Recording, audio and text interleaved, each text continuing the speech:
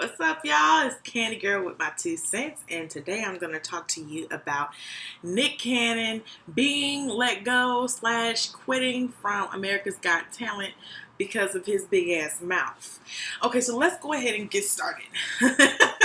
Okay, so I'm going to read to y'all a little article from TMZ, just in case you're not familiar with the situation. So, Nick Cannon was shaken to his core and seriously questioned his value as an entertainer after NBC unleashed its fury on him, and that led him to the decision to quit America's Got Talent.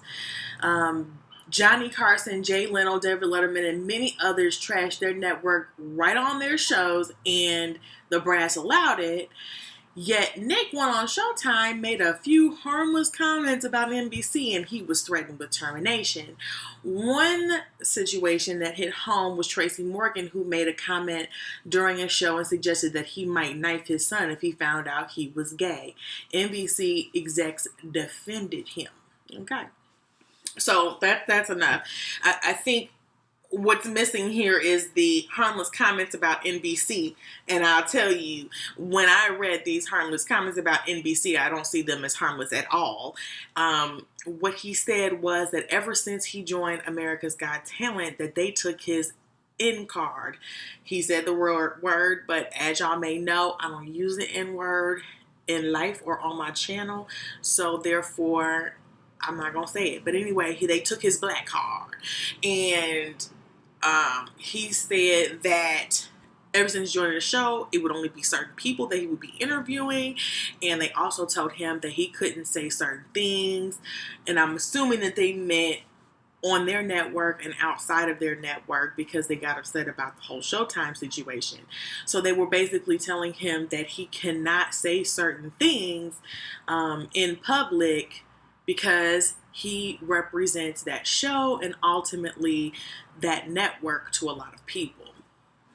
Let me tell you something, okay? I'm just going to keep it all the way funky because y'all know that I stand for my people and I defend my people, but I'm also going to keep it real with my people because if I don't do it, then the world will do it as it did here. When you work for somebody else, you are accomplishing their objective.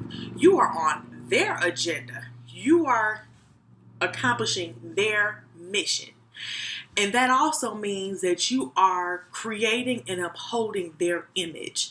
So for a network to say, look, I don't want you representing us in a bad light by talking about anybody in a derogatory manner, especially in a racially driven way, they have every right to do that. If he was so passionate about his right to freedom of speech and freedom of religion, then the moment that they told him, you can't say this, you can't say that, as he alluded to in his jokes, he should have left then.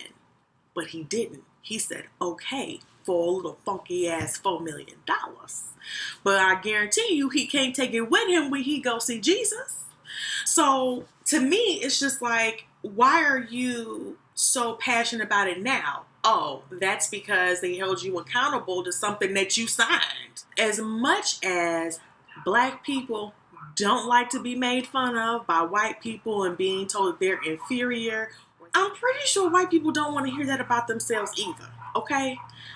How would you like to be treated is the question. Really, the difference is the impact that those jokes have. The impact of blacks making jokes about whites is that your feelings get hurt.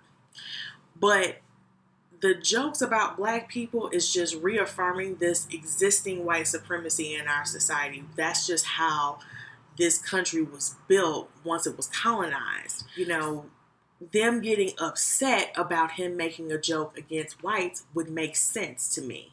And it's not okay. And if they don't want that on their channel, then they don't have to do it. And they don't have to have anybody there violating that principle. I mean, it just, makes perfect sense in my eyes. Do you think that NBC was right in what they did? Do you think that Nick Cannon had a point?